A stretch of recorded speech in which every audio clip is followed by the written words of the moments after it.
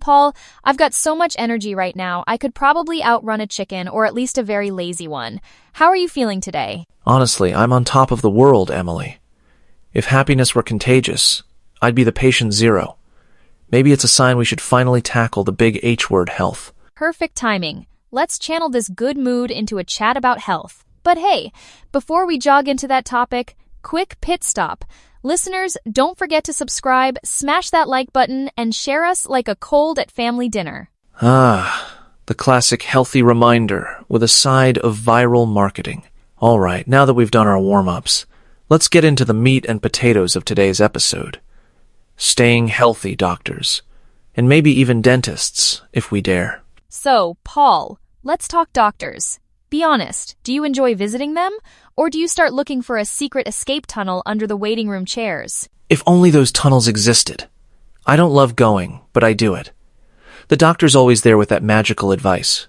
Drink more water, get some sleep, and somehow avoid cookies. Cookies are always the first casualty, aren't they?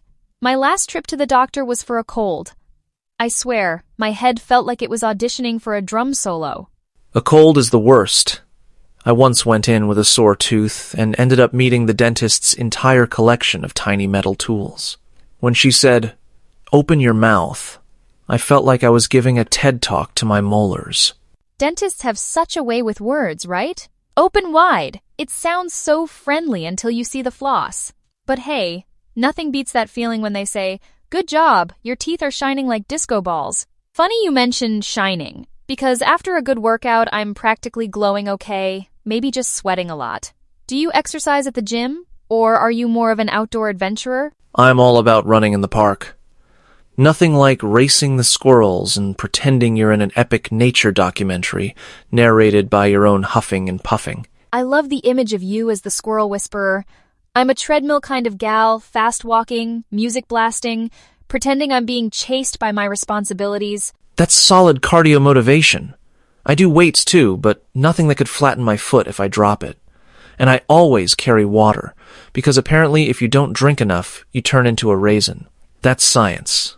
All hail the almighty water bottle, good exercise, good hydration, and, let's be honest, a good excuse for cute gym outfits. But speaking of fuel, let's dive into what keeps us moving. Food. So Paul, what's your healthy go-to snack? And please don't say kale smoothie.